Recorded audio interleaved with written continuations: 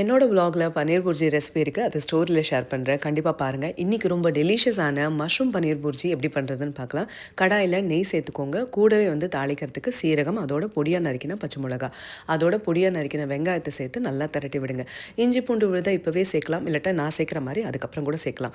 ஒரு கைப்பிடி நிறைய குடமிளகாவை சேர்த்துக்கோங்க. இன்னும் கொஞ்சம் ஜாஸ்தியாக சேர்த்திங்கன்னா வாசனை ரொம்ப ரொம்ப ஜோராக இருக்கும். மஞ்சள் பொடி, உப்பு சேர்த்து நல்லா ஒரு 3 நிமிஷம் குக் பண்ணிக்கோங்க. அதுக்கப்புறமா இஞ்சி பூண்டு விழுதையும் சேர்த்து ஒரு 3 நிமிஷம் குக் பண்ணிக்கோங்க. கூடவே பொடியாக நறுக்கின தக்காளி சேர்த்துருங்க. அதோட காரத்துக்கு ஏற்ற மாதிரி காரப்பொடியும் பன்னீர் டிக்கா மசாலா பொடினே கடையில் கிடைக்கும், அதை சேர்க்கலாம். அது இல்லைன்னா கரம் மசாலா பொடி கூட நீங்கள் சேர்த்துக்கலாம். இதை நல்லா திரட்டி விட்டு ஒரு 4 நிமிஷம் குக் பண்ணதுக்கு பிறகு பேபி மஷ்ரூம்ஸ் இல்லாட்ட பட்டன் மஷ்ரூம்ஸும் கிடைக்கும். அதை நல்லா ஃபைனாக சாப் பண்ணி இதோட சேர்த்துட்டு மூடியை போட்டு அந்த மூடியோட வேர்வையிலேயே குக் பண்ணிக்கோங்க ஒரு 5 நிமிஷம். அதுக்கப்புறம் க்ரம்பிள் பண்ண பன்னீரும் சேர்த்து நல்லா திரட்டி விடுங்க. டாஃபு கூட சேர்த்துக்கலாம். கூடவே ஒரு டீஸ்பூன் நெய், எலுமிச்சம்பழ சாறு, பொடியாக நறுக்கின கொத்தமல்லி தழை, அதோட கசூரி மேத்தி.